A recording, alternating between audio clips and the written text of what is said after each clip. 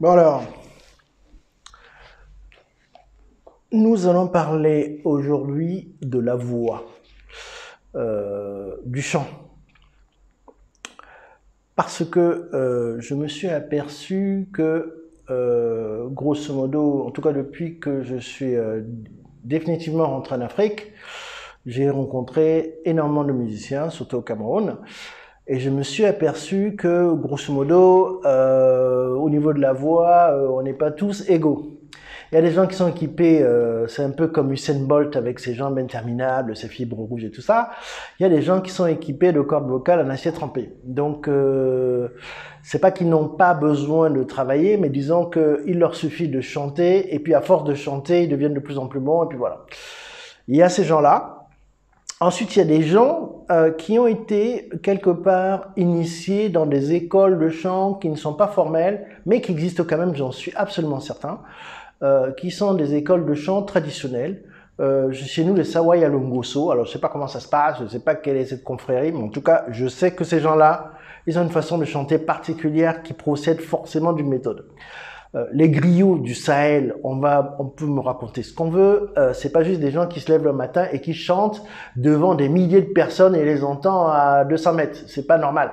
Donc, c'est des gens qui ont des techniques particulières de voix. Et d'ailleurs, ça se vérifie parce que quand vous voyez quelqu'un comme Salif Keita qui chante, alors Salif Keita n'est pas d'origine griotte, mais je pense que quelque part, il a été initié d'une manière ou d'une autre, qui chante à 70 ans avec une voix de gamin de 20 ans.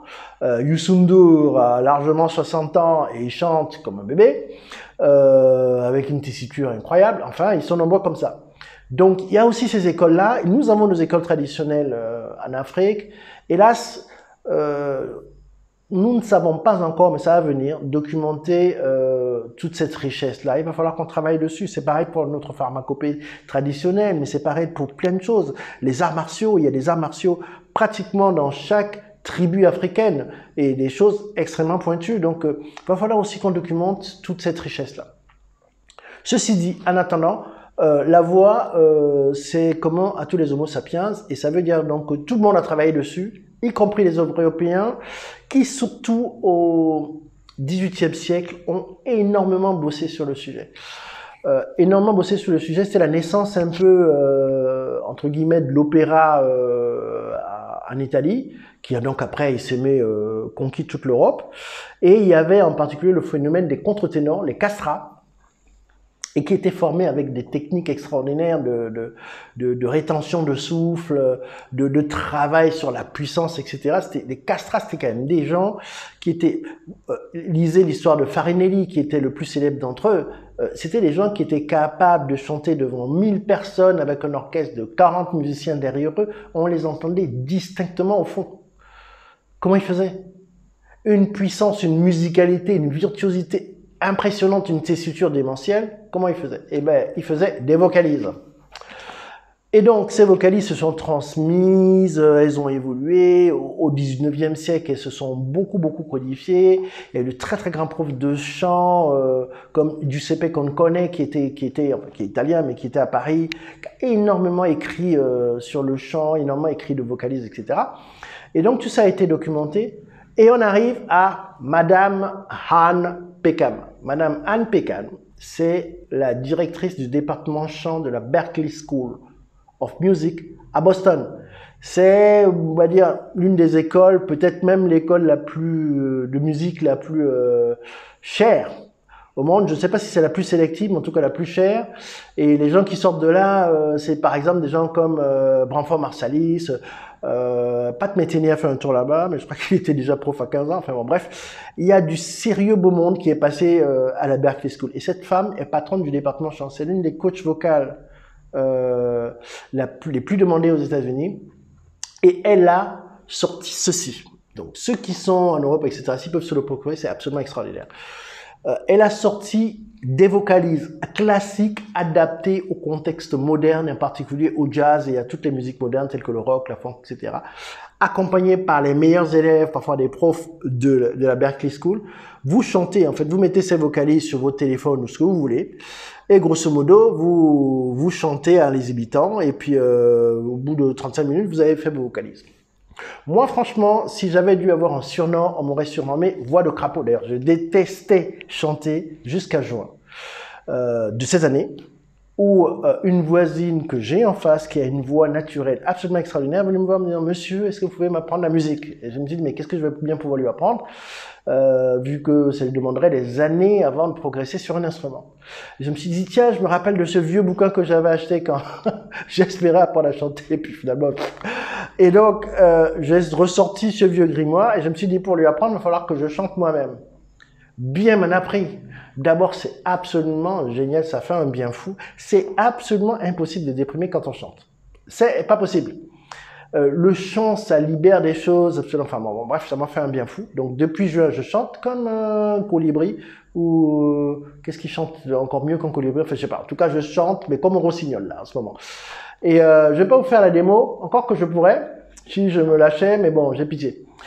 Les gens qui me voient souvent et donc qui commencent à fréquenter ce cours de chant que j'ai créé depuis juin, et bizarrement nous sommes un cercle, à commencer à travailler nos vocalises. Et ce que nous faisons, c'est que une fois que nous avons donc travaillé nos vocalises, nous apprenons des standards de jazz comme Summertime, In a Sentimental Mood, My Funny Valentine. Nous avons même fait du B.B. King, nous avons fait The Trail is Gone. Nous sommes en train de faire Horace Silver, Song for My Father. Enfin, au programme, il y a le trait de caravane, etc. Et en fait, nous prenons les disques à Berthold, les accompagnements des disques à Berthold, et nous travaillons dessus. Grosso modo, nous nous mettons sur nos téléphones, et puis les écouteurs, et bon, nous chantons, nous improvisons. Et ce qu'on fait aussi beaucoup, c'est du scat. C'est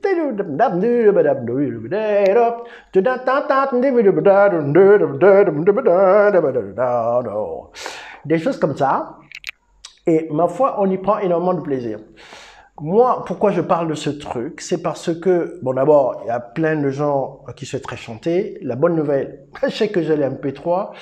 J'ai même un scan un peu fantôme de cette affaire. Les gens qui me contactent pourront en disposer. Ne me trahissez pas, Dr Peckham. Je verrai ce que je peux faire pour lui faire un virement one day pour son aide à l'Afrique. L'autre point, c'est que je rencontre beaucoup d'instrumentistes qui chantent comme des casseroles. Déjà, je rencontre beaucoup de chanteurs qui chantent comme des casseroles, franchement, parce qu'ils ne travaillent pas. Et donc, en fait, ce qui se passe, c'est quand ils arrivent, par exemple, en cabaret, les 2 premières heures leur servent à se chauffer. Et grosso modo, ils ont peut-être 2 bonnes heures après ça. Après, c'est la catastrophe. Donc, alors qu'en travaillant de façon un peu propre leur voix, ils pourraient avoir des performances optimales. Je dis ça pourquoi? Parce que néanmoins, ici au Cameroun et ailleurs, j'ai rencontré des chanteurs extraordinaires. Il y en a quelques-uns, franchement, avec des... Et ces gens-là, je suis sûr qu'ils ont une technique de chant, je suis sûr qu'ils ont appris des vocalistes d'une manière ou d'une autre. Et qu'ils les pratiquent tous les jours. Un chanteur comme par exemple Ben Deka, notre trésor national, je suis désolé, cet homme-là doit avoir bien 65 ans, il peut pas chanter comme ça pour rien. Il doit faire au moins 1h30 à 2 heures de vocalise par jour. Notre Richard Bonnat ne peut pas chanter comme ça sans travailler, c'est impossible. D'ailleurs, Étienne Mbappé non plus. Il y a d'autres chanteurs comme ça qui ont des voix particulières qu'on sent travailler, qu'on sent maîtriser. C'est impossible. On peut pas faire 150-200 concerts par an avec sa voix en live si on n'a pas un soubassement technique suffisamment solide pour tenir.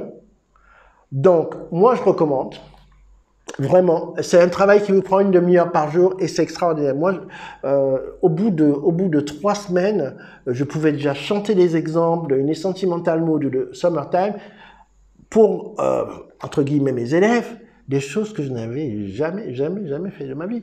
Et là, je sais déjà que jusqu'à la fin de ma vie, je vais continuer à chanter, mais comme un rossignol, parce que c'est super cool. Voilà.